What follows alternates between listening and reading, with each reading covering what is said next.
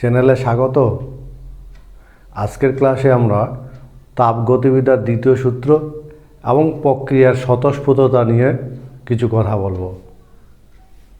কিন্তু তাপগতিবিদ্যার দ্বিতীয় সূত্রের প্রয়োজন হয়েছিল কেন? কারণ তাপগতিবিদ্যার প্রথম সূত্র বেশ কিছু প্রশ্নের উত্তর দিতে পারে না। যেমন তাপগতিবিদ্যার প্রথম সূত্রে যদি আমরা সীমাবদ্ধতা দেখি, প্রথম সূত্রের সীমাবদ্ধতা, তাপগতিবিদ্যার প্রথম সূত্র থেকে আমরা অন্তত এইটুকু জেনেছি যে এক প্রকার শক্তি তুল্যাঙ্গ পরিমাণ অন্য প্রকার শক্তিতে রূপান্তরিত হতে পারে এবং মহাবিশ্বের মোট শক্তির পরিমাণ স্থির। অর্থাৎ তাপগতিবিদ্যার প্রথম সূত্রে বলে এক প্রকার শক্তি ব্যয় করে তুল্যাঙ্গ পরিমাণ অন্য প্রকার শক্তি পাওয়া যাবে। কিন্তু একথা কোথাও বলা নাই তাপগতিবিদ্যার প্রথম সূত্রে যে শক্তির রূপান্তর আদৌ ঘটবে বা শক্তির রূপান্তর আদৌ ঘটবে কিনা। তাই কিনা বলো? কোথাও বলা আছে যে শক্তি রূপান্তর ঘটবেই, এবং সেই সঙ্গে এটাও বলা নেই যে কোন শর্তে শক্তি রূপান্তর ঘটবে, কোন অভিমুখে ঘটবে এবং কতটা পরিমাণে হবে। এই সমস্ত প্রশ্নের উত্তর কিন্তু তাপগতিবিদ্যার প্রথম সূত্রে পাওয়া যায় না। ফলে আমরা মনে রাখবো তাপগতিবিদ্যার প্রথম সূত্রের সীমাবদ্ধতা। 1 নম্বর, শক্তির রূপান্তর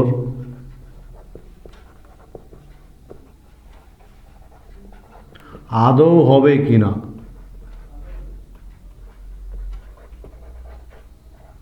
এটা জানা যায় না। দ্বিতীয়ত, কোন শর্তে শক্তি রূপান্তর হবে।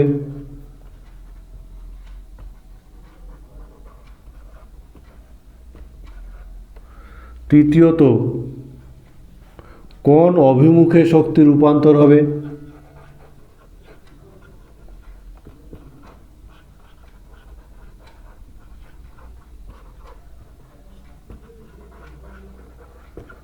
চতুর্থত, কতটা পরিমাণে হবে, কতটা পরিমাণ শক্তির রূপান্তর হবে। এই সমস্ত প্রশ্নের উত্তর কিন্তু আমরা তাপগতিবিদ্যার প্রথম সূত্র থেকে পাই না। শক্তি রূপান্তর আদৌ হবে কি না, কোন শর্তে শক্তি রূপান্তর হবে এবং কোন অভিমুখে হবে, কতটা পরিমাণে হবে, এই সমস্ত প্রশ্নের উত্তর তাপগতিবিদ্যার প্রথম সূত্রে পাওয়া যায় না বলেই কিন্তু তাপগতিবিদ্যার দ্বিতীয় সূত্রের প্রয়োজন হয়। এবং তাপগতিবিদ্যার দ্বিতীয় সূত্র বিভিন্ন বিজ্ঞানী বিভিন্নভাবে দ্বিতীয় সূত্রের বক্তব্যটাকে প্রকাশ করার চেষ্টা করেন। নানান বিজ্ঞানী নানানভাবে এই তাপগতিবিদ্যার দ্বিতীয় সূত্রের বক্তব্যটাকে প্রকাশ করেন। এদের মধ্যে আমরা 2-1 বিজ্ঞানীর বক্তব্যটা মনে রাখার চেষ্টা করব। যেমন ক্লসিয়াস বলেছেন, এমন কোনো ইঞ্জিন তৈরি করা সম্ভব নয় যেটা চক্রীয় প্রক্রিয়ায় কাজ করে আর উষ্ণ বস্তু থেকে তাপ নিয়ে কম উষ্ণ বস্তুকে বর্জন করে, কিন্তু ওই বস্তুর উপর কোনো কার্য সম্পাদিত করে না। বোঝা গেছে? এই কথাটাকে আমরা মনে রাখার চেষ্টা করব। তাহলে তাপগতিবিদ্যার দ্বিতীয় সূত্রের যে বক্তব্য, সে ক্লসিয়াস বক্তব্যটা আমরা মনে রাখার চেষ্টা করব। ক্লসিয়াসের বক্তব্য কি বলেছে? যে এমন ইঞ্জিন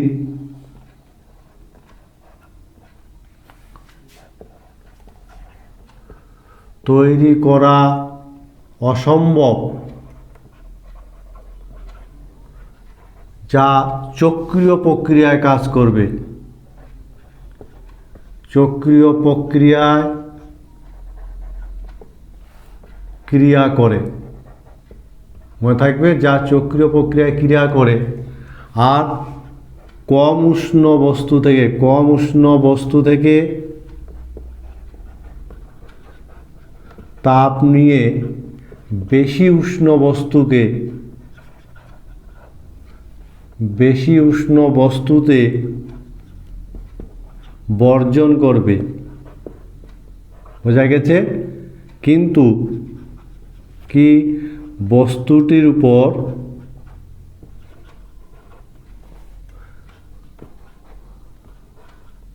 বাহ্যিক, মনে রাখবে, বস্তুটির উপর কোনো কার্য সম্পাদিত করে না। এরকম কোনো ইঞ্জিন কিন্তু তৈরি করা সম্ভব নয়। এরকম কোনো ইঞ্জিন তৈরি করা সম্ভব নয় যা চক্রীয় প্রক্রিয়ায় কাজ করবে আর কম বস্তু থেকে তাপ নিয়ে সেটা বেশি উষ্ণ বস্তুকে বর্জন করবে, কিন্তু বস্তুটির উপর কোনো কার্য সম্পাদিত করবে না। এরকম কোনো মেশিন কিন্তু তৈরি করা বা এরকম কোনো ইঞ্জিন তৈরি করা সম্ভব নয়। বোঝা গেছে ক্লোসিয়াস বক্তব্য, তাপগতিবিদ্যার দ্বিতীয় সূত্র।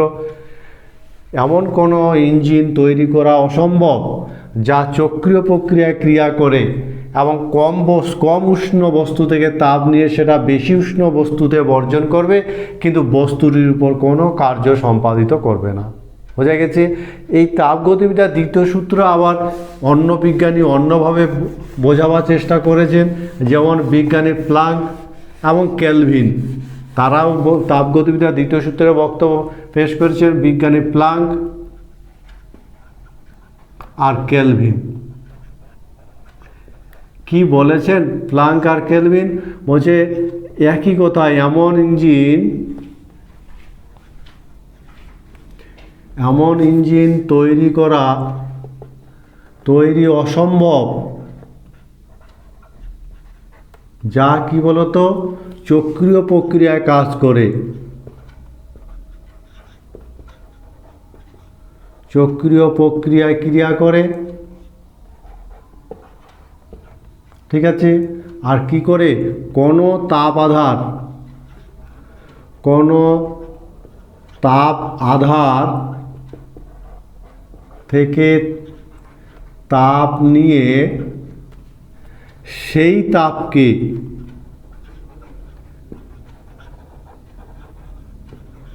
সম্পূর্ণরূপে কার্যে পরিণত করবে, কার্যে রূপান্তরিত করে, কিন্তু পারিপার্শ্বিক কোনো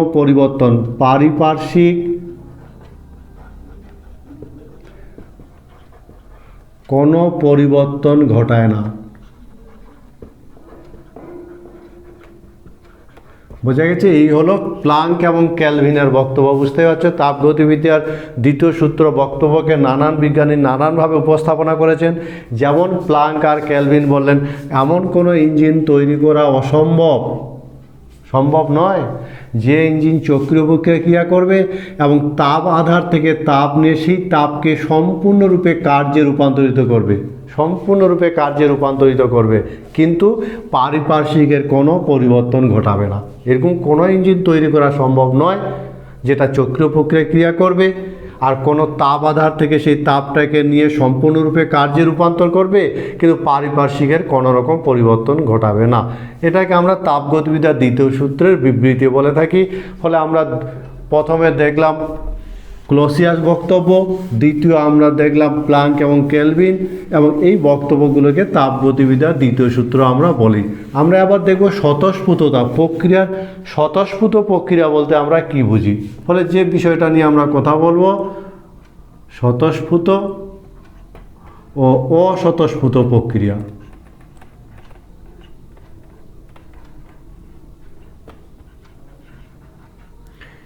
এই জিনিসটা নিয়ে আমরা কথা বলবো। স্বতঃস্ফূর্ত, এবং আমরা জানি যে প্রকৃতির মধ্যে নানা ঘটনা ঘটে, প্রতিনিয়ত নানা ধরনের ঘটনা ঘটছে।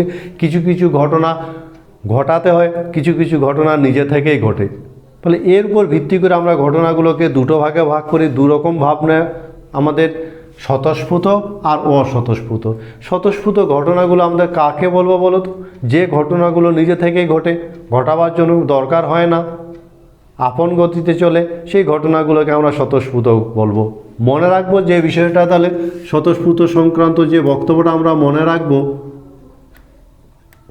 স্বতঃস্ফূর্ত প্রক্রিয়া। কোন প্রক্রিয়াগুলোকে বলবো? যে প্রক্রিয়াগুলো কিন্তু একটা কি করে নির্দিষ্ট শর্তে নিজে থেকে ঘটে, নিজ থেকে ঘটে। আর কি হয়? একটি নির্দিষ্ট দিকে, মনে রাখবে, একটি নির্দিষ্ট দিকে পরিচালিত হয়। বুঝে গেছি, একটা নির্দিষ্ট দিকে পরিচালিত হয়। আবার বলছি স্বতঃস্ফূর্ত ঘটনা কী হবে, একটি শর্তে, একটা নির্দিষ্ট শর্তে নিজে থেকে, একটা শর্তে নিজ থেকে ঘটবে আর একটি নির্দিষ্ট দিকে পরিচালিত হয়। বোঝা গেছে। সেই সঙ্গে মনে রাখবে কি, যে এই স্বতঃস্ফূর্ত প্রক্রিয়ায় কিন্তু বাইরের সাহায্যের দরকার হয় না, বাহ্যিক সাহায্যের দরকার হয় না।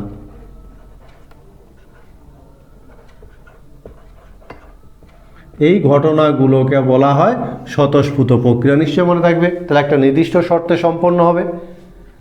বোঝা গেছে আমার কথাটা।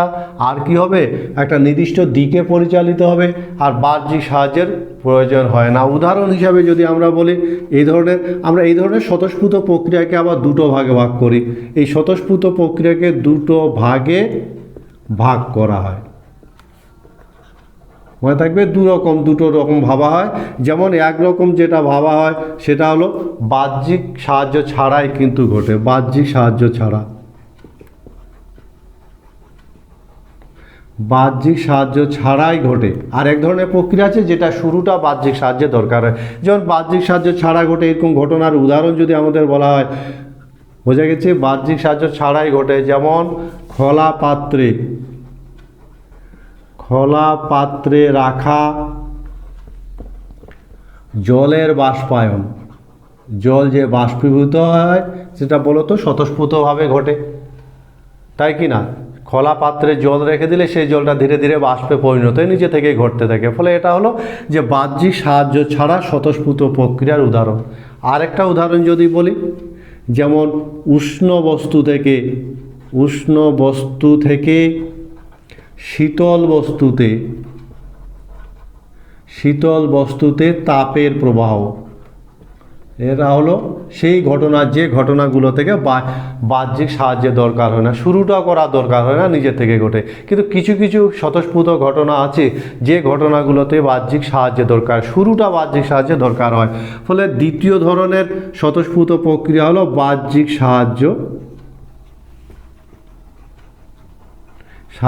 দ্বারা। এদের ক্ষেত্রে প্রক্রিয়াটা শুরু করা দরকার হয়। যেমন মনে করো একটা মোমবাতি নিজে থেকে জ্বলবে না, কিন্তু মোমবাতিটা যদি জ্বালিয়ে রেখে দেওয়া যায় তাহলে শেষ না হওয়া পর্যন্ত কিন্তু জ্বলতেই থাকে স্বতঃস্ফূর্তভাবে। একটা কয়লার খণ্ড বাতাসে রেখে দিলে বিক্রিয়া হবে না, কিন্তু জ্বালিয়ে যদি রেখে দেওয়া যায় তাহলে কয়লার খণ্ডটা শেষ না হওয়া পর্যন্ত জ্বলতেই থাকে। ফলে এই ঘটনাগুলো আমরা বলবো সেই ধরনের যাদের শুরুটা বাহ্যিক সাহায্যের দরকার হয়। যেমন কি তাহলে বলো তো, যেমন মোমবাতি জ্বালিয়ে রেখে দিলে স্বতঃস্ফূর্তভাবে জ্বলতে থাকে, স্বতঃস্ফূর্তভাবে জ্বলে, তাই কিনা বলো? যেমন কয়লা খণ্ড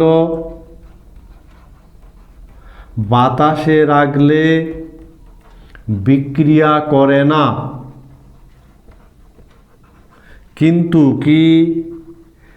কিন্তু যদি জ্বালিয়ে রেখে দেওয়া যায়, জ্বালিয়ে রেখে দিলে জ্বলতে থাকে। এই ঘটনাগুলো হলো সেই ধরনের স্বতঃস্ফূর্ত ঘটনা যে ঘটনায় কি হয়, শুরুটা বাহ্যিক সাহায্যের দরকার হয়। ফলে এই মুহূর্তে আমরা স্বতঃস্ফূর্ত এবং অস্বতঃস্ফূর্ত ঘটনার একটা ধারণা তৈরি করার চেষ্টা করছি। আমাদের প্রকৃতির মধ্যে ঘটে যাওয়া ঘটনাগুলোকে আমরা সেই দৃষ্টিকোণ থেকে ভাবতে চাইছি যে যে ঘটনাগুলো নিজে থেকে ঘটে, বাহ্যিক সাহায্যের দরকার হয় না, সেই ঘটনাগুলোকে আমরা স্বতঃস্ফূর্ত ঘটনা বলবো। যেমন জল বাষ্পে তৈরি হওয়া, বাষ্পায়ন, অথবা একটা মোমবাতি নিজে থেকে জ্বলে না কিন্তু জ্বালিয়ে দিলে স্বতঃস্ফূর্তভাবে জ্বলতেই থাকে, এই ঘটনাগুলোকে আমরা বলবো স্বতঃস্ফূর্ত ঘটনা। বোঝা গেছে? আমরা এবার দেখব অস্বতঃস্ফূর্ত ঘটনা, তাহলে কোনগুলোকে বলবো? এই ঘটনাগুলো যদি স্বতঃস্ফূর্ত ঘটনা হয় তাহলে অস্বতঃস্ফূর্ত ঘটনা কোনগুলোকে বলা হবে? অস্বতঃস্ফূর্ত ঘটনা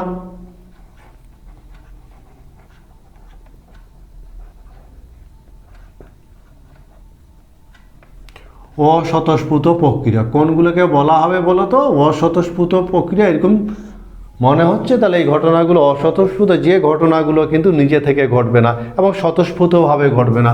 ফলে নিজে থেকে ঘটবে না, যে সমস্ত ঘটনা নিজে থেকে ঘটে না সেই সঙ্গে স্বতঃস্ফূর্তভাবেও ঘটবে না।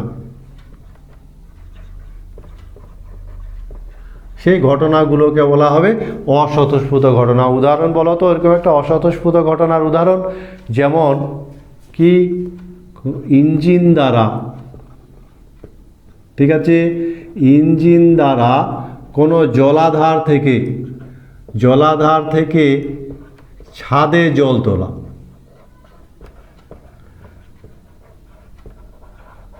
তাই কিনা বলো?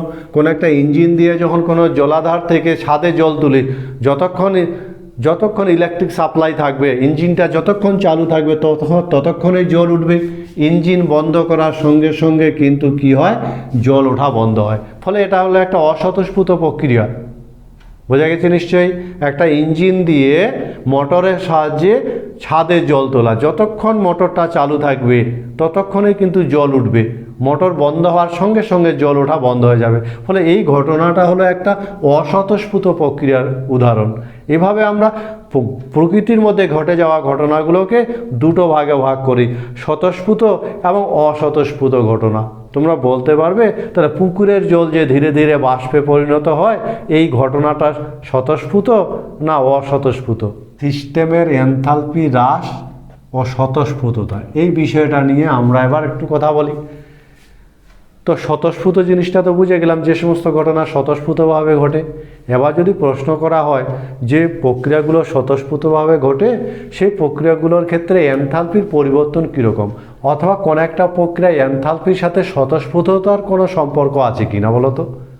তো আমরা বেশ কিছু ঘটনা যদি পর্যবেক্ষণ করি, তাহলে আমরা অন্তত এই জিনিসটা আমরা দেখতে লক্ষ্য করব যে সেই ঘটনাগুলোই স্বতঃস্ফূর্তভাবে ঘটছে, যে ঘটনাগুলো ঘটলে সিস্টেমের এনথালপি হ্রাস পায়, অর্থাৎ শক্তি হ্রাস পায়। যেমন তাহলে আমরা এই কথাটাকে একটু মনে রাখার চেষ্টা করব যে স্বতঃস্ফূর্ত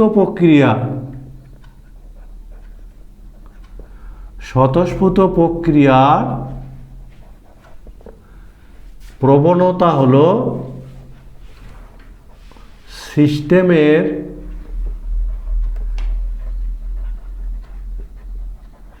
এনথালপি তথা শক্তি হ্রাস করা। এই প্রবণতাটা কিন্তু আমরা লক্ষ্য করি যে সেই ঘটনাগুলো স্বতঃস্ফূর্তভাবে ঘটে, যে ঘটনাগুলো ঘটলে সিস্টেমের এনথালপি তথা শক্তি হ্রাস পায়। উদাহরণ আমরা ওরকম যদি উদাহরণ দেওয়ার চেষ্টা করি, যেমন বলো তো, যেমন পাহাড়ের বরফ গলা জল নদী বেয়ে সমুদ্রে মেশে এবং এর মধ্যে থাকা স্থিতিশক্তিটা ধীরে ধীরে সম্পূর্ণরূপে অন্য শক্তিতে রূপান্তরিত হয়। বোঝা গেছে? তাহলে উদাহরণটাকে আমরা মনে রাখবো, পর্বতের বরফ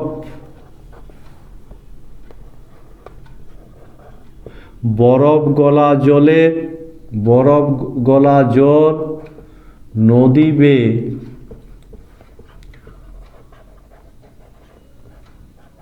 সমুদ্রে মেশে, তাই কিনা বলো? এবং এক্ষেত্রে কি হয়, এক্ষেত্রে স্থিতিশক্তি সম্পূর্ণরূপে অন্য শক্তিতে রূপান্তরিত হয়। ফলে স্থিতিশক্তি হ্রাস পায়। ঠিক আছে, আরেকটা উদাহরণ যদি আমরা বলি, যেমন প্রায় সবগুলোই বেশিরভাগ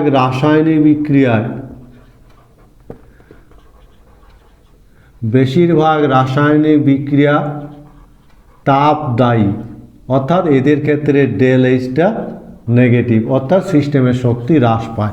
সুতরাং এই সমস্ত উদাহরণ থেকে আমরা বলতেই পারি যে সেই ঘটনাগুলোই স্বতঃস্ফূর্তভাবে ঘটার চেষ্টা করে যাদের এনথালপি তথা শক্তি হ্রাস পায়।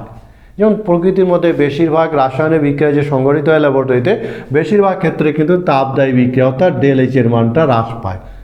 সুতরাং আমরা এই জায়গা থেকে, এই সমস্ত উদাহরণ থেকে, এই সমস্ত বক্তব্য থেকে একটা সিদ্ধান্ত অন্তত পৌঁছাতে পারি।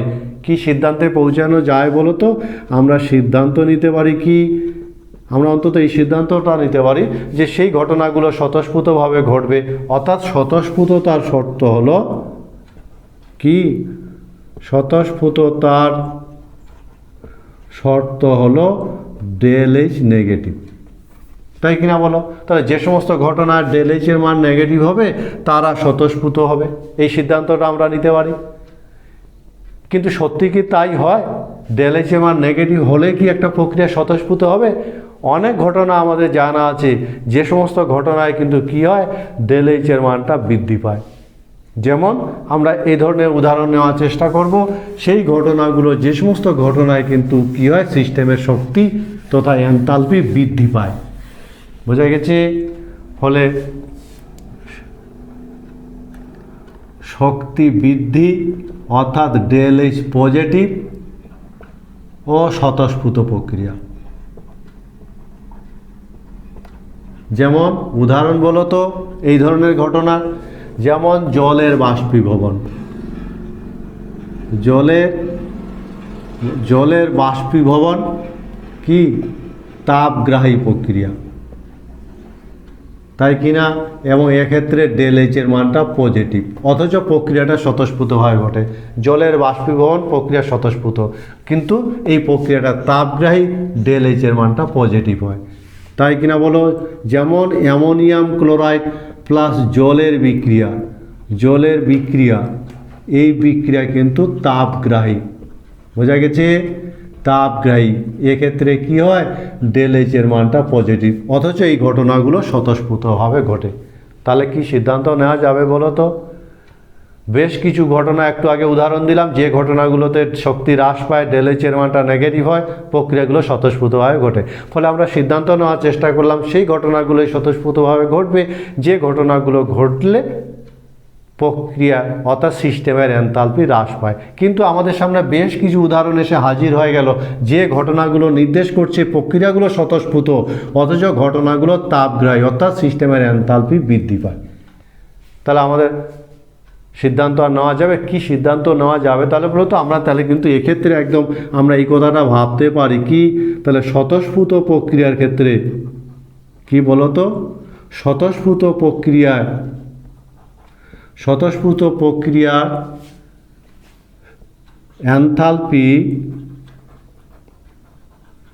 এনথালপি হ্রাস অতি আবশ্যকীয় শর্ত নয়। এই কথাটা আমরা আসতে পারি, অত্যাবশ্যকীয় কিন্তু অতি অত্যাবশ্যকীয় শর্ত নয়, মনে থাকবে কথাটা। সুতরাং স্বতঃস্ফূর্ত প্রক্রিয়ার ক্ষেত্রে এনথালপির মান হ্রাস পেতেই হবে, এটা কিন্তু অতি আবশ্যকীয় শর্ত নয়। বোঝা গেছে? তাহলে আমরা এবার কি করব? আমরা দেখব যে এই স্বতঃস্ফূর্ত প্রক্রিয়ার ক্ষেত্রে তাহলে অন্য কোনো কারণ আছে যে কারণের জন্য কিন্তু প্রক্রিয়া স্বতঃস্ফূর্তভাবে ঘটে, আমরা সেই কারণটাকে খোঁজার চেষ্টা করব। আর তাহলে অন্য কোন কারণ থাকতে পারে যে কারণের জন্য প্রক্রিয়া স্বতঃস্ফূর্তভাবে ঘটে? আমরা এবার দেখব প্রক্রিয়ার স্বতঃস্ফূর্ততার সাথে সিস্টেমের বিশৃঙ্খলতার সম্পর্ক।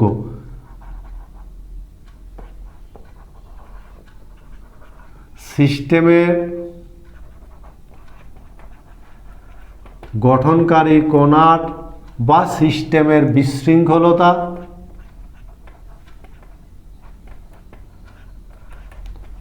ও স্বতঃস্ফূর্ততা, এই জিনিসটা নিয়ে আমরা একটু ভাবার চেষ্টা করব যে এই দুটোর মধ্যে কোনো সম্পর্ক আছে কিনা। তো প্রথমে আমরা একটু বিশৃঙ্খলতাটা দেখে নিই, যে বিশৃঙ্খলতা বলতে আমরা কী বুঝি? সবারই ধারণা আছে একটা স্কুল যখন প্রতিদিনের প্রেয়ারের হয় সেই সময় স্কুলটার কিন্তু সবথেকে সুশৃঙ্খল অবস্থায় থাকে, আবার টিফিন আওয়ার বা ছুটির সময় স্কুলটা কিন্তু সবথেকে বিশৃঙ্খল অবস্থায় থাকে। ফলে একটা সিস্টেম গঠনকারী কণাগুলোর সুশৃঙ্খল এবং বিশৃঙ্খল অবস্থাটা আমরা ধারণা করতেই পারি, তাই কিনা বলো? যেমন জলের কণাগুলো, H2O কণাগুলো যদি বরফের মধ্যে একদম দৃঢ়ভাবে ঘন সন্নিবেশ থাকে, এক্ষেত্রে কিন্তু তাদের সুশৃঙ্খল অবস্থাটা সবথেকে বেশি। কিন্তু বরফ গলে যখন জল হয় তখন তার বিশৃঙ্খলতার মাত্রাটা বেড়ে যায়, কারণ কণাগুলো ছোটাছুটি করে। জল থেকে যখন বাষ্পে পরিণত হয় তখন বিশৃঙ্খলতার মাত্রা কিন্তু আরও বেড়ে যায়। এই হলো সিস্টেমের বিশৃঙ্খলতা। নিশ্চয় বোঝা গেছে? তাহলে বিশৃঙ্খলতা হলো সিস্টেমের সুশৃঙ্খলের ঠিক কঠিনের তুলনায় তরলের বিশৃঙ্খলতা অবস্থা বেশি, তরলের তুলনায় কিন্তু গ্যাসের বিশৃঙ্খলতা মাত্রা বেশি হয়। এরকম বিশৃঙ্খলতার সাথে স্বতঃস্ফূর্ততার কি কোনো সম্পর্ক আছে মনে হচ্ছে? আমরা যদি লক্ষ্য করি বেশ কিছু উদাহরণ আমরা কিন্তু দিতে পারবো, যে উদাহরণগুলোতে কিন্তু কি হয়, সিস্টেমের বিশৃঙ্খলতার মাত্রা বেড়ে যায়। বোঝা গেছে? ফলে আমরা এই জায়গা থেকে একটা নোট মনে রাখার চেষ্টা করব যে স্বতঃস্ফূর্ত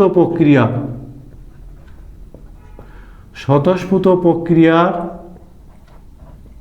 প্রবণতা হলো বিশৃঙ্খলতার মাত্রা বৃদ্ধি।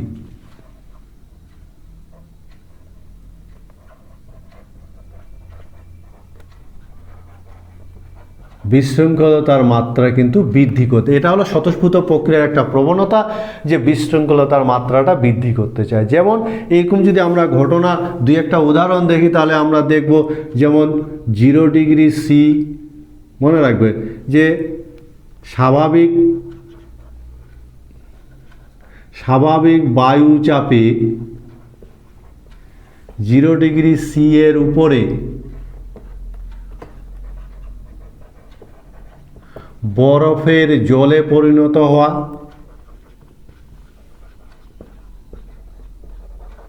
এই ঘটনাটা কিন্তু স্বতঃস্ফূর্ত। অথচ বরফ থেকে যখন জল হয় তখন কিন্তু কি হয়, বরফ থেকে যখন জলে পরিণত হয় তখন বিশৃঙ্খলতার মাত্রাটা বেড়ে যায়। তাই কিনা বলো? আমরা আরও যদি উদাহরণ দেখি, যেমন স্বাভাবিক বায়ু চাপে বা স্বাভাবিক বায়ুমণ্ডলের চাপে 100 ডিগ্রি সিতে কি হয়, জলের বাষ্পে পরিণত হওয়া, এই ঘটনাগুলো কিন্তু স্বতঃস্ফূর্তভাবে ঘটে এবং বিশৃঙ্খলতার মাত্রা বৃদ্ধি পায়। ফলে আমরা, বোঝা গেছে নিশ্চয়ই, তাহলে সিস্টেমের বিশৃঙ্খলতার সাথে কিন্তু স্বতঃস্ফূর্ততার একটা শর্ত আমরা লক্ষ্য করছি, একটা সম্পর্ক লক্ষ্য করছি। সেই সিস্টেম, সেই ঘটনাগুলো, প্রক্রিয়াগুলোই স্বতঃস্ফূর্তভাবে ঘটে। অর্থাৎ স্বতঃস্ফূর্ত প্রক্রিয়ার একটা প্রবণতা হলো যে সিস্টেমের বিশৃঙ্খলতার মাত্রাটা বৃদ্ধি করা। যেমন আমরা উদাহরণগুলো দেখছি, বরফ জলে পরিণত হওয়া বা জলের বাষ্পে পরিণত হওয়া। সুতরাং আমরা সিদ্ধান্ত নিতে পারি যে সেই ঘটনাগুলো স্বতঃস্ফূর্তভাবে ঘটবে যাদের বিশৃঙ্খলতার মাত্রা বৃদ্ধি পায়। তাই কিনা বলো? কিন্তু এমন কোনো ঘটনা নেই যেখানে আবার বিশৃঙ্খলতার মাত্রা হ্রাস পায় অথচ ঘটনাগুলো স্বতঃস্ফূর্তভাবে ঘটে। অবশ্যই আছে। যেমন দেখো কি, যেমন 0 ডিগ্রি সি এর নিচে বায়ুমণ্ডলীয় চাপে জল জমে বরফ হওয়া স্বতঃস্ফূর্তভাবে ঘটে। ঠিক আছে, তাহলে আমরা কি বলবো, বিশৃঙ্খলতা হ্রাস অস্বতঃস্ফূর্ত।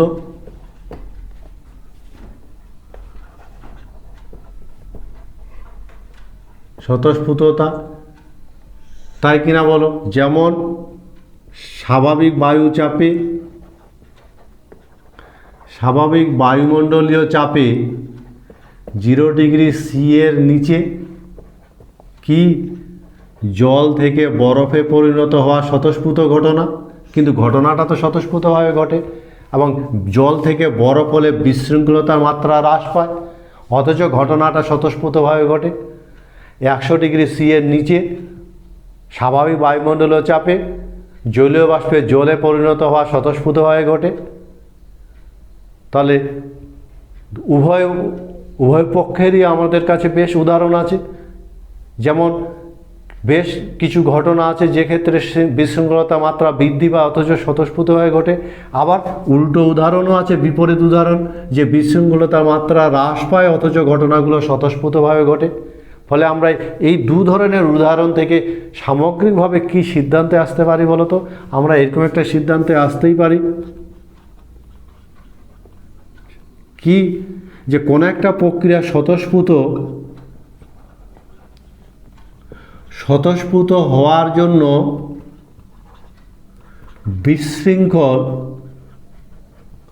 বিশৃঙ্খলতার মাত্রা বৃদ্ধি পেতে হবে এমন কোনো বাধ্যবাধকতা নেই। তাই কিনা বলো? যে বিশৃঙ্খলতার মাত্রা বৃদ্ধি পেতেই হবে এমন কোনো বাধ্যবাধকতা আছে? ফলে সামগ্রিকভাবে আমরা এরকম একটা সিদ্ধান্তে আসতে পারি যে কোনো একটা প্রক্রিয়া স্বতঃস্ফূর্ত হওয়ার ক্ষেত্রে সিস্টেমের বিশৃঙ্খলতার মাত্রা বৃদ্ধি পেতেই হবে, এরকম কিন্তু কোনো বাধ্যবাধকতা নেই। তাহলে কোন একটা সিস্টেম স্বতঃস্ফূর্তভাবে ঘটবে কি না আমরা বলবো কি করে?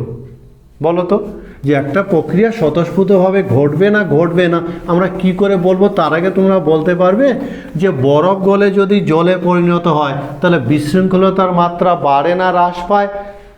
আমরা এবার কিন্তু দেখব তাহলে স্বতঃস্ফূর্ততা হওয়ার ক্ষেত্রে আমরা দেখব প্রকৃত চালক বল কি, অর্থাৎ একটা প্রক্রিয়া স্বতঃস্ফূর্ত হওয়ার ক্ষেত্রে ড্রাইভিং ফোর্সটা কি, কোন চালিকা শক্তির প্রভাবে একটা প্রক্রিয়া স্বতঃস্ফূর্ত হয়। ফলে আমরা দেখব স্বতঃস্ফূর্ত প্রক্রিয়ার ক্ষেত্রে স্বতঃস্ফূর্ত প্রক্রিয়ার প্রকৃত চালক বল। এই প্রকৃত চালক বলটা কি? ড্রাইভিং ফোর্স যাকে বলা হয়, কোন চালিকা শক্তির ফলে একটা প্রক্রিয়া স্বতঃস্ফূর্ত হয়। বোঝা গেছে? তো অন্তত এই আলোচনাটা শেষে আমরা তো এই জায়গায় এই জিনিসটা তো পেলাম যে কোন একটা প্রক্রিয়া স্বতঃস্ফূর্ত হওয়ার ক্ষেত্রে স্বতঃস্ফূর্ত প্রক্রিয়া কি বলতো? স্বতঃস্ফূর্ত প্রক্রিয়ার প্রবণতা হলো কি? এক নাম্বার হলো ডেল এইচের মান অর্থাৎ শক্তি হ্রাস করা, আর 2 নাম্বার হলো বিশৃঙ্খলতা বৃদ্ধি করা। এই প্রবণতাটা কিন্তু স্বতঃস্ফূর্ত প্রক্রিয়ার ক্ষেত্রে আমরা লক্ষ্য করলাম, বিশৃঙ্খলতার মাত্রাটা বৃদ্ধি করা আর ডেল এইচের মান হ্রাস করা। বোঝা গেছে কথাটা? এই দুটো প্রক্রিয়ার সম্মিলিত প্রভাব, মনে থাকবে এই দুটি প্রক্রিয়ার সম্মিলিত যে প্রভাব, সম্মিলিত প্রভাবকে বলা হয় চালক বল, ড্রাইভিং ফোর্স। মনে থাকবে কথাটা? এটাই হলো চালিকা শক্তি, এই দুটো প্রক্রিয়ার সম্মিলিত প্রভাব। এদের বৈশিষ্ট্য কি বলতো? এই দুটো প্রক্রিয়ার বৈশিষ্ট্য কি? এরা একে অপরের উপর নির্ভরশীল নয়, একে অপরের উপর নির্ভরশীল নয়। আর কি? এরা একই বা ভিন্ন অভিমুখে ক্রিয়া করতে পারে।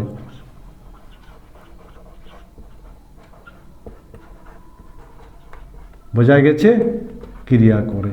এই হলো এই ধরনের যে প্রকৃত চালক বলের বৈশিষ্ট্য, মনে থাকবে নিশ্চয়ই। তাহলে একটা স্বতঃস্ফূর্ত প্রক্রিয়া প্রকৃত চালক বল বা ড্রাইভিং ফোর্স বলতে আমরা কি বুঝবো? আমরা বুঝবো তাদের এই দুটো যে প্রক্রিয়া, এই দুটো প্রক্রিয়ার সম্মিলিত প্রভাবকে আমরা বলবো চালক বল। এবং এই চালক বলের বৈশিষ্ট্য হলো এরা একে অপরের উপর কিন্তু নির্ভরশীল নয় এবং এরা একই অভিমুখে অথবা ভিন্ন অভিমুখে ক্রিয়া করতে পারে। কাজেই কোনো একটা প্রক্রিয়া স্বতঃস্ফূর্ত হওয়ার পর এরপরও কি আমরা বলতে পারবো যে কোনো একটা প্রক্রিয়া স্বতঃস্ফূর্ত হবে কি না? অন্তত আমরা কোনো একটা প্রক্রিয়া স্বতঃস্ফূর্ত হওয়া না হওয়ার পর আমরা কিন্তু কি করতে পারি? ভবিষ্যৎবাণী করতে পারি, পূর্বাভাস দিতে পারি।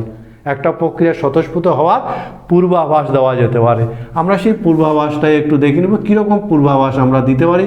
প্রক্রিয়ার স্বতঃস্ফূর্ততার পূর্বাভাস।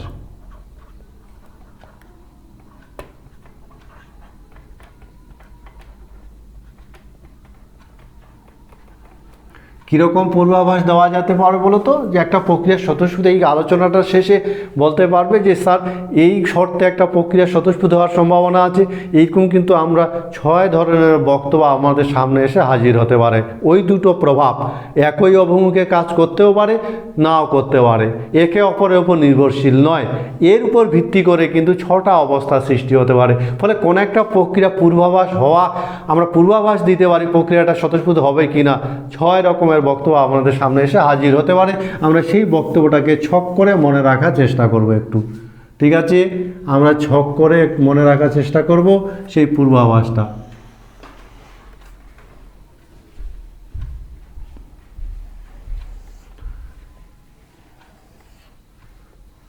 যেমন দেখো, এইদিকে আমরা ডেল এইচ এর মান দেখব, এইদিকে দেখব বিশৃঙ্খলতা, আর এইদিকে দেখব স্বতঃস্ফূর্ততা।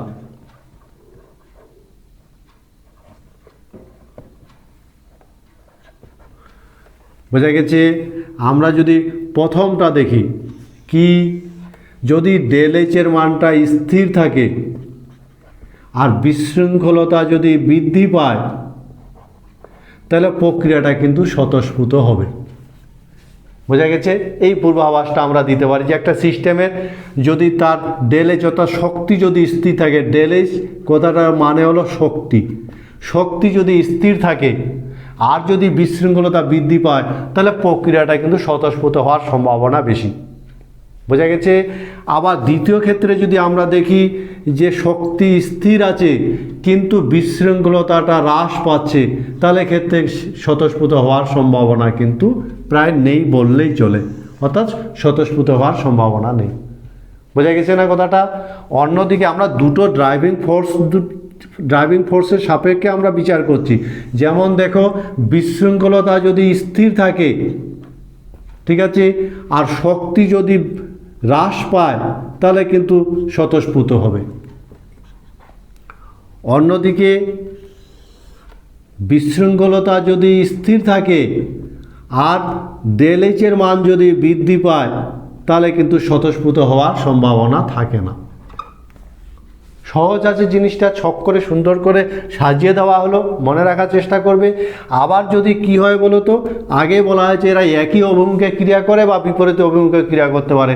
যেমন মনে করো ডেল এইচের মানটা হ্রাস পেল, এটা প্রক্রিয়া ঘটার পক্ষে সাপোর্ট করে, আবার বিশৃঙ্খলতাও বৃদ্ধি পেল, ফলে দুটো ঘটনাই সাপোর্ট করছে ঘটনাটাকে স্বতঃস্ফূর্ত হওয়ার ক্ষেত্রে।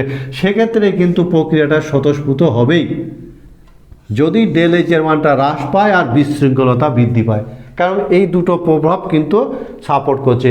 অন্যদিকে আরেকটা অবস্থা সৃষ্টি হতে পারে, ডেল এইচের মান হয়তো বৃদ্ধি পেল বা হ্রাস বৃদ্ধি, সেই সঙ্গে বিশৃঙ্খলতা যদি হ্রাস বৃদ্ধি হয়, বোঝা গেছে। তাহলে সেক্ষেত্রে কিন্তু কি হবে, প্রক্রিয়াটা ঘটতেও পারে নাও ঘটতে পারে, সেটা নির্ভর করবে যে প্রভাবটা বেশি, যে প্রভাব বেশি সেটি ঘটবে। এইভাবে আমরা কি করতে পারি, একটা প্রক্রিয়া স্বতঃস্ফূর্তভাবে ঘটবে কি না তার কিন্তু পূর্বাভাস দিতে পারি। এনট্রপি, তাপ রাসায়নিক গতিবিদ্যায় এটা একটা ইম্পর্টেন্ট টার্ম, এবং আমরা এনট্রপি সম্পর্কে একটা ধারণা তৈরি করব। এনট্রপি বলতে কি বুঝি, এনট্রপির একক, সিস্টেমে স্বতঃস্ফূর্ত প্রক্রিয়ার সাথে এনট্রপির পরিবর্তন কীরূপ ঘটে। তো এনট্রপিটা কি আসলে বলো তো? এনট্রপি হলো কিন্তু একটা অবস্থার অপেক্ষক, যেটা কি করে কোন একটা সিস্টেম গঠনকারী কণাগুলোর বা সিস্টেমের বিশৃঙ্খলতার পরিমাপক। বোঝা গেছে নিশ্চয়ই। আমরা বিশৃঙ্খলতার জিনিসটা তো বুঝে গেলাম, সেই বিশৃঙ্খলতার পরিমাপক হলো একটা অবস্থার অপেক্ষক। বোঝা গেছে কথাটা। আর একে বলা হয় এনট্রপি। সুতরাং এনট্রপির সংজ্ঞাটা মনে রাখবো আমরা। এনট্রপি বলতে আমরা কি বুঝবো, এনট্রপি হলো একটি অবস্থার অপেক্ষক, একটি অবস্থার অপেক্ষক যার দ্বারা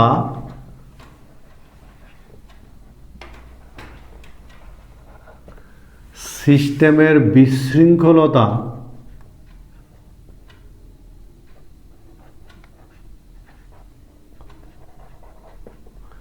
পরিমাপ করা হয়। বোঝা গেছে। এই হলো এনট্রপি। তাহলে এনট্রপি হলো একটি অবস্থার অপেক্ষক যার দ্বারা আমরা সিস্টেমের বিশৃঙ্খলতা পরিমাপ করি।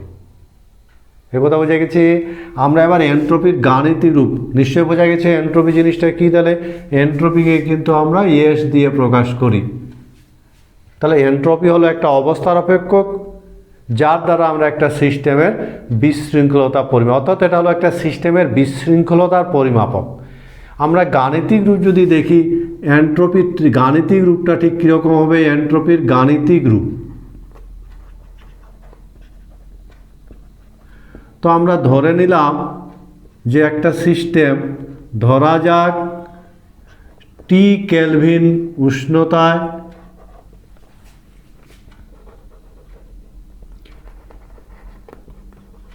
সিস্টেম ও পরিবেশের মধ্যে সিস্টেম আর পরিবেশের মধ্যে স্থানান্তরিত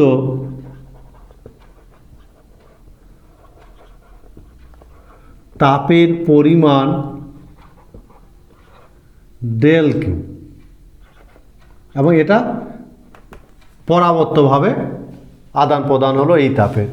যদি এই তাপের পরিমাণ ডেল কিউ পরিমাণ হয় তাহলে সেক্ষেত্রে আমরা এন্ট্রপির পরিবর্তন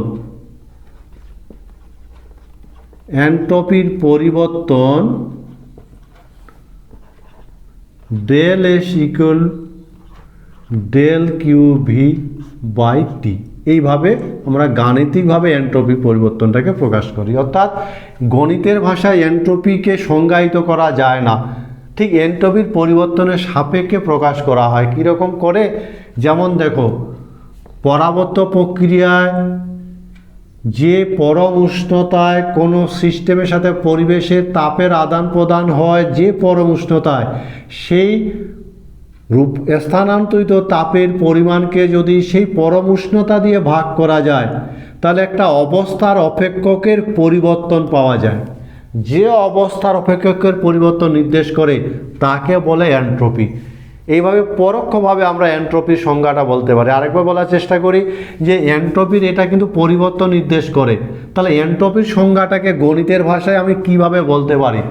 মনে রাখবে, যেমন পরাবর্ত প্রক্রিয়ায় কোনো সিস্টেম দ্বারা গৃহীত বা বর্জিত তাপকে যে পরম উষ্ণতায় সেই তাপের আদান প্রদান ঘটে, সেই পরম উষ্ণতা দিয়ে যদি ভাগ করা হয় তাহলে একটা অবস্থার অপেক্ষকের পরিবর্তন পাওয়া যায়। যে অবস্থার অপেক্ষকের পরিবর্তন পাওয়া যায় তাকে বলা হয় এন্ট্রপি। এভাবে আমরা পরোক্ষভাবে কিন্তু এন্ট্রপির সংজ্ঞাটা গণিতের ভাষায় বলে থাকি। এন্ট্রপি বেশ কিছু বৈশিষ্ট্য বহন করে, যেমন এন্ট্রপি একটি অবস্থার অপেক্ষক। বেশ কিছু বৈশিষ্ট্য মনে রাখবো ছোট ছোট করে। এটা অবস্থার অপেক্ষক,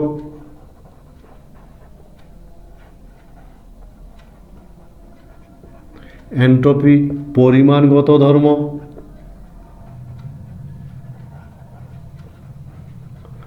মনে রাখবে এন্ট্রপি সিস্টেমের বিশৃঙ্খলতার পরিমাপক,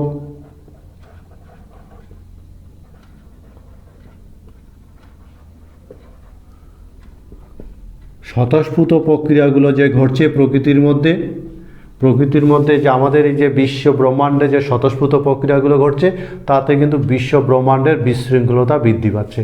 ফলে স্বতঃস্ফূর্ত প্রক্রিয়ায় বিশ্বের বিশৃঙ্খলতা বৃদ্ধি পাচ্ছে বা এন্ট্রপি বৃদ্ধি পাচ্ছে, বিশৃঙ্খলতা বৃদ্ধি পায় অথবা এন্ট্রপি বৃদ্ধি পাচ্ছে। সেই সঙ্গে মনে রাখবে সাম্যাবস্থায় সিস্টেমের এন্ট্রপির পরিবর্তন শূন্য হয়। আরও বৈশিষ্ট্য মনে রাখবে সিস্টেমের, যেমন 0 কেলভিনে নিখুঁত, মনে রাখবে নিখুঁত বিশুদ্ধ কেলাসের এন্ট্রপি শূন্য হয়। বোঝা গেছে? এই হলো এন্ট্রপির বৈশিষ্ট্য। এটা অবস্থার অপেক্ষক, এটা পরিমাণগত ধর্ম, সিস্টেমের বিশৃঙ্খলতার পরিমাপক, স্বতঃস্ফূর্ত প্রক্রিয়া বিশ্বের এন্ট্রপি তথা বিশৃঙ্খলতা বৃদ্ধি পাচ্ছে, আর কোনো সিস্টেমের সাম্যাবস্থায় এন্ট্রপির পরিবর্তন শূন্য হয়, এবং 0 কেলভিনে বিশুদ্ধ নিখুঁত কেলাসের এন্ট্রপি আমরা শূন্য ধরে নিই। এই হলো এন্ট্রপির বৈশিষ্ট্য।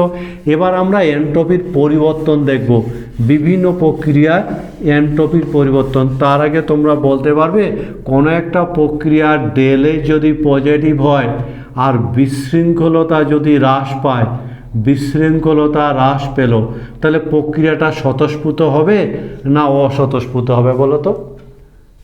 আমরা এবার সিস্টেমের বিভিন্ন প্রক্রিয়ায় এন্ট্রপির পরিবর্তন নিয়ে একটু কথা বলবো। এন্ট্রপির পরিবর্তন বলতে আমরা কি বুঝবো? এন্ট্রপির পরিবর্তন আমরা ধরে নিলাম, ধরা যাক কোনো প্রক্রিয়ার প্রারম্ভিক, ঠিক আছে, প্রারম্ভিক এন্ট্রপি সমান S1 এবং অন্তিম এন্ট্রপি, আমরা অন্তিম এন্ট্রপি যদি ধরে নিই S2, বুঝে গেছে আমার কথাটা? তাহলে এন্ট্রপির পরিবর্তন কত হবে বলো তো? তাহলে এন্ট্রপির পরিবর্তন ডেল S সমান হবে S2 মাইনাস S1, অর্থাৎ অন্তিম অবস্থার এন্ট্রপি থেকে প্রারম্ভিক অবস্থার এন্ট্রপি বিয়োগ করে আমরা এন্ট্রপির পরিবর্তনটা গণনা করে থাকি।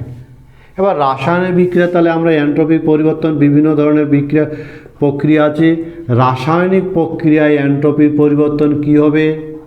রাসায়নিক প্রক্রিয়ায় ডেল S এন্ট্রপি পরিবর্তন আমরা যদি ধরে নিই A থেকে B একটা রাসায়নিক প্রক্রিয়া সংঘটিত হচ্ছে, আমরা ধরে নিলাম A এর বিক্রিয়ক পদার্থের এন্ট্রপি S1 এবং বিক্রিয়াজাত পদার্থের এন্ট্রপি যদি S2 হয়, তাহলে রাসায়নিক প্রক্রিয়ার ক্ষেত্রে এন্ট্রপির পরিবর্তন ডেল S সমান হবে S2 মাইনাস S1।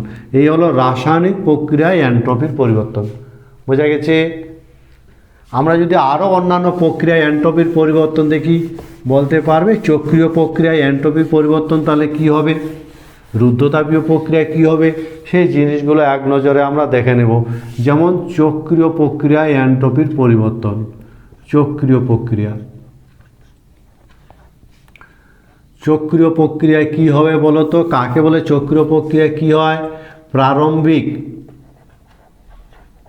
প্রারম্ভিক ও অন্তিম অবস্থায় একই, তাই কিনা বলো? চক্রীয় প্রক্রিয়া প্রারম্ভিক আর অন্তিম অবস্থা একই হয় এবং এবং এন্ট্রপি একটি অবস্থার অপেক্ষক, এন্ট্রপি অবস্থার অপেক্ষক, তাই কিনা বলো? আর চক্রীয় প্রক্রিয়া অবস্থার অপেক্ষকের পরিবর্তন কি হয় আমরা পড়েছি। চক্রীয় প্রক্রিয়ায় অবস্থার অপেক্ষকে পরিবর্তন শূন্য হয়। যদি তাই হয় তাহলে চক্রীয় প্রক্রিয়া কী হবে বলো তো? ডেল S = 0 হয়। তো চক্রীয় প্রক্রিয়ায় কিন্তু কি এন্ট্রপির কোনো পরিবর্তন হবে না। আমার কথা বোঝা গেছে? আমরা এর পরের পদ্ধতি দেখে নিব। এর পরের পদ্ধতি পরাবর্ত রুদ্ধতাপীয় প্রক্রিয়া যদি হয় তাহলে কি হবে বলো তো? পরাবর্ত রুদ্ধতাপীয় প্রক্রিয়ায় এন্ট্রপির পরিবর্তন কি হবে?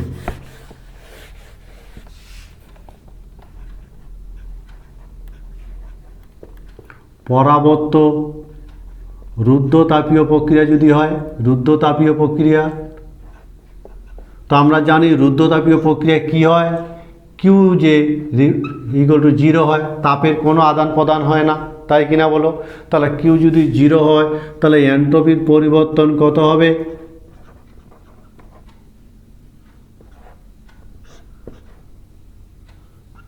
=0/T = 0, অর্থাৎ পরাবর্ত রুদ্ধতাপীয় প্রক্রিয়া কি হবে? এন্ট্রপির কোনো পরিবর্তন হয় না, অর্থাৎ পরাবর্ত রুদ্ধতাপীয় প্রক্রিয়ায় সিস্টেমের এন্ট্রপি কিন্তু স্থির থাকে। মনে থাকবে কথাটা? খুব সহজে আমরা বিভিন্ন প্রক্রিয়া এন্ট্রপি পরিবর্তন বলে দিতে পারি। তাহলে পরাবর্ত রুদ্ধতাপীয় প্রক্রিয়া যেহেতু তাপের আদান প্রদান হয় না, তাহলে এক্ষেত্রে আমরা সিদ্ধান্ত নিতে পারি কি এই প্রক্রিয়ায় কি হয়? সিস্টেমের এন্ট্রপি স্থির থাকে। বুঝা গেছে? এন্ট্রপির পরিবর্তনটা শূন্য হয়। আমরা আরও প্রক্রিয়া দেখে নিব, যেমন সমষ্ণ পরাবর্ত প্রক্রিয়া যদি হয়, সমষ্ণ পরাবর্ত প্রক্রিয়া, তাহলে এন্ট্রপি পরিবর্তন কীরকম হবে? সমষ্ণ পরাবর্ত, বোঝা গেছে? সমষ্ণ পরাবর্ত যদি হয় তাহলে এক্ষেত্রে কি উষ্ণতা স্থির থাকবে, তাই কিনা বলো? তো সেক্ষেত্রে আমরা উষ্ণতা যদি স্থির থাকে তাহলে আমরা যে এন্ট্রপির পরিবর্তনটা, তাহলে এক্ষেত্রে আমরা কি দেখতে পাবো? এন্ট্রপির পরিবর্তন DS সমান কি? এন্ট্রপির পরিবর্তন DS সমান dQ reversible/T। আমরা যদি একে ইন্টিগ্রেশন করি তাহলে আমরা কি পাবো? S2 - S1 সমান কি হবে 1/t ধ্রুবক ইন্টিগ্রেশন, বোঝা গেছে কথাটা, ডি কিউ ইকুয়াল টু কী হবে কিউ, ইন্টিগ্রেশন কিউ বা কিউ হল, বোঝা গেছে কথাটা।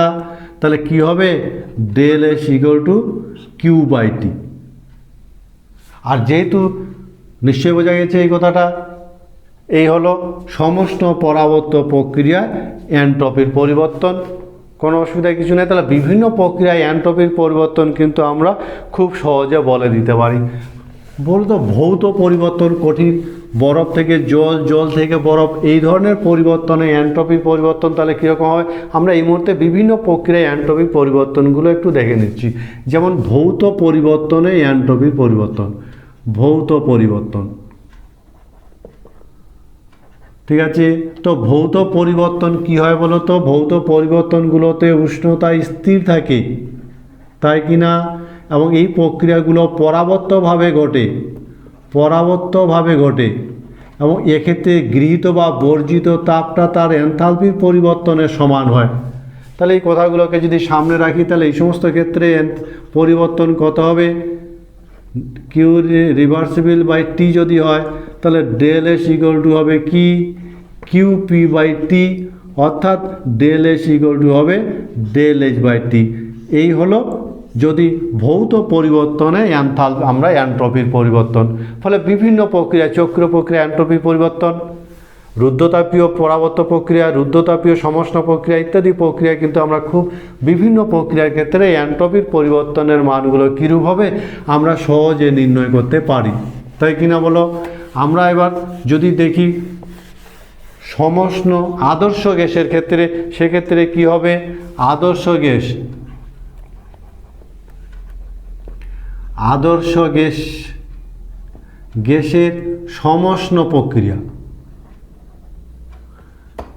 সেক্ষেত্রে কি হবে বলতো, আমরা গণনার সাহায্যে দেখাতে পারি আদর্শ গ্যাসের সমষ্ণ প্রক্রিয়ায় এন্ট্রপির যে পরিবর্তন হয় সেই পরিবর্তনটা del S equal 2.303 NR log of V2/V1, ওর আমরা দেখাতে পারি del S equal to 2.303 NR log of P1/P2। এর হলো সমষ্ণ প্রক্রিয়ায় কি আদর্শ গ্যাসের এন্ট্রপির পরিবর্তন। এরকম বিভিন্ন প্রক্রিয়ায় এন্ট্রপির পরিবর্তন কিন্তু আমরা খুব সহজে নির্ণয় করতে পারি, বোঝা গেছে কথাটা। তোমরা বলতে পারবে একটা আদর্শ গ্যাসের ক্ষেত্রে এই যে সমষ্ণ প্রক্রিয়ায় আদর্শ গ্যাসের সমষ্ণ প্রক্রিয়া যদি সংকোচন ঘটে, সংকোচন, তাহলে সংকোচনে বলো তো ডেল এসের মানটা কি হবে, পজিটিভ না নেগেটিভ হবে। জল থেকে বাষ্পে পরিণত হওয়ার একটা প্রক্রিয়া দেওয়া আছে, এই প্রক্রিয়াটাতে এনথালপির পরিবর্তন দেওয়া আছে, তাহলে এক্ষেত্রে মোলার এন্ট্রপির পরিবর্তন কত নির্ণয় করতে হবে। এটা একটা এন্ট্রপির অঙ্ক, আর এন্ট্রপির অঙ্ক পরীক্ষায় কিন্তু থাকেই, ফলে খুব ইম্পর্টেন্ট, বুঝে নিতে হয় অঙ্কগুলো কিভাবে করতে হয়। এন্ট্রপির অঙ্ক করার ক্ষেত্রে তোমরা মনে রাখবে যে অঙ্কটা দেওয়া আছে বা গাণিতিক সমস্যাটা সেই প্রক্রিয়াটা কী টাইপের। আমরা এখানে দেখতে পাচ্ছি জল তরল অবস্থা থেকে বাষ্পে পরিণত হচ্ছে, তাই কি না, তরল থেকে বাষ্পে, সেই জন্য এটা ভৌত পরিবর্তন এবং এটা পরাবর্তভাবে ঘটে। ফলে প্রক্রিয়াটার উপর কিন্তু তার ফর্মটা নির্ভর করবে, কারণ বিভিন্ন প্রক্রিয়ার ক্ষেত্রে আমরা দেখলাম এন্ট্রপির পরিবর্তন বিভিন্ন হয়, যেহেতু এটা পরাবর্তভাবে ঘটে এক্ষেত্রে এন্ট্রপির পরিবর্তন হবে এই ডেল এইচ বাই টি, ঠিক আছে। আবার এবার আমরা অঙ্ক থেকে এই মানগুলো ডাটাগুলো নেব, যেমন ডেল এইচের মান 40.8 কিলোজুল পার মল বলেছে, আমরা এটাকে 0.8 × 10⁻³ জুল করে নিলাম, জুল পার মল। সেই সঙ্গে টি, কারণ এই টি এর মানটা কিন্তু অঙ্কে দেওয়া থাকবে না, থাকতে পারে না, দেখো দেওয়া নেই, কিন্তু যেহেতু তরলের বাষ্পীভবন বলেছে, জলের বাষ্পীভবন, জলের বাষ্পীভবনটা কত উষ্ণতায় ঘটে বলো তো, 100°C, অর্থাৎ টি সমান 373 কেলভিন, এই মানটাকে বুঝতে হবে, বোঝা গেছে? ফলে যে উষ্ণতায় এন্ট্রপি নির্ণয় করার ক্ষেত্রে এই টিটা হলো যে উষ্ণতায় পরিবর্তনটা ঘটে, এবং এই সহজেই মানগুলো পেয়ে গেলাম। মানগুলো যদি আমরা বসিয়ে দিই তাহলে ডেল এইচ এর মান কত, 40.8 ইন্টু 10⁻³ আর টি এর মান হলো 373 কেলভিন। এবং এরা যদি মানগুলো ক্যালকুলেটর থেকে বের করা হয়, মানটা আমি লিখে রেখেছি, এই মানটা আমরা পাবো 109.38 জুল পার কেলভিন পার মল। 298 কেলভিন উষ্ণতায় 1 মল আদর্শ গ্যাসের আয়তন 1 লিটার থেকে যদি 100 লিটারে প্রসারিত হয়, তাহলে সিস্টেমের এন্ট্রপির পরিবর্তন কত গণনা করতে হবে। ঠিক আছে, আগের অঙ্কটা আমরা দেখলাম ভৌত পরিবর্তনে এন্ট্রপি পরিবর্তন, এবার কিন্তু সমষ্ণ আদর্শ গ্যাসের অঙ্ক, এবং এই প্রসারণটা সমষ্ণভাবে ঘটবে। আমরা খুব সহজেই কিন্তু বিভিন্ন তথ্যগুলো লিখে অঙ্কটা করার চেষ্টা করব। যেমন আমরা 298 কেলভিন বলেছে, টি সমান 298 কেলভিন, 1 মল আদর্শ গ্যাস, তাহলে n = 1 মল। আয়তন 1 লিটার থেকে 100 লিটার হলো, তাহলে V1 1 লিটার, V2 100 লিটার। ঠিক আছে, ফর্মুলায় বের করতে হবে কি, ডেল এইচ ইকুয়াল কত। যেহেতু আদর্শ গ্যাসের ক্ষেত্রে বের করার ফর্মুলা হলো 2.303 NR log of V2 by V1। আমরা দেখতে পাচ্ছি এখানে R লাগবে, R এর মান আমরা লিখলাম 8.314 জুল পার মল পার কেলভিন। তো সব তথ্য পাওয়া গেছে, আমরা বের করব ডেল এস এর মান 2.303 into 1 into 8.314 into log of 100/1, এবং ক্যালকুলেটার এই মান আমরা যে মানটা পাবো, মানটা লেখা আছে 38.29 জুল পার কেলভিন পার মল।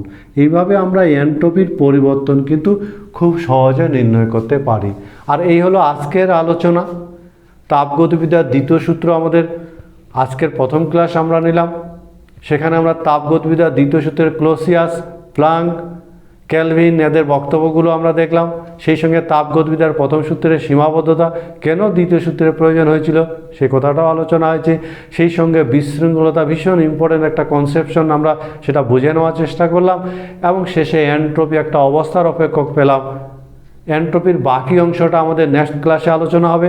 আজকে আমরা এন্ট্রপির সংজ্ঞা, গাণিতিক সংজ্ঞা, এন্ট্রপির বৈশিষ্ট্য এবং বিভিন্ন প্রক্রিয়ায় এন্ট্রপির পরিবর্তনগুলো দেখে নিলাম।